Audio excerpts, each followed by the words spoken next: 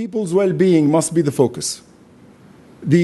When you're making decisions about the new Libya, think, is this thing that I'm doing, is this project that I'm aspiring for, is this contract I'm trying to sign good for the Libyan people? Is it good for the well-being of Libyans? If it is, then your project will have long-term success.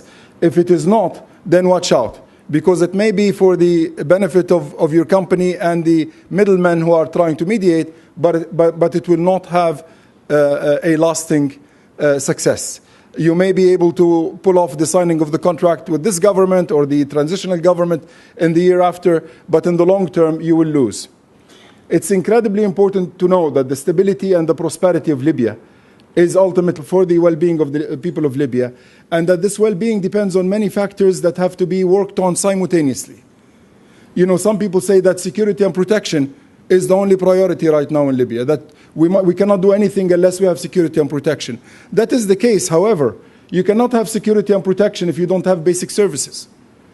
The collection of garbage and the offering of good electricity and telephone connectivity is actually conducive to security.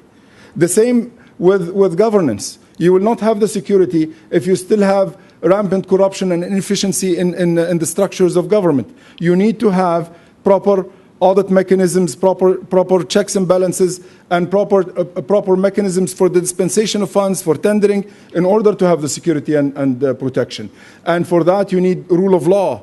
You need to activate the courts. You need to activate the due process. And you need to activate the infrastructure. You need to give public assurances through a media that builds confidence, builds unity, and avoids divisiveness. So how do you do this? And how do you do it in a very fast manner? You need to achieve quick wins. And I think it's incredibly important to, first of all, see all of these things as a unity. We need to work on all of these. But we also need to achieve quick results in each area. For example, in infrastructure, we need to actually tally what we've got.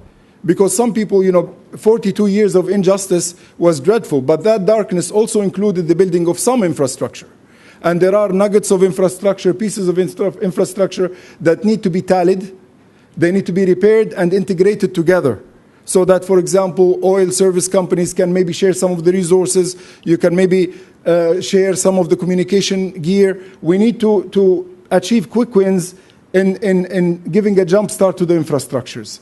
We need, in security and protection, we need a rapid deployment mobile national force, for example.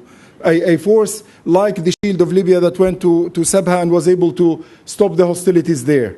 Something that is strong, mobile, deployable very quickly, and very importantly, pan-Libyan, that it doesn't belong to any tribe, and tribes in Libya come in two colors. There is, traditional tribes, but there are also ideological tribes. And this force should not be an ideological tribe, nor should it be a natural tribe. This should be the national army of Libya. Okay? We need to achieve quick wins in the justice system. If you look at the number of cases and the number of people in detention, it's actually physically impossible, temporally impossible to process all the cases.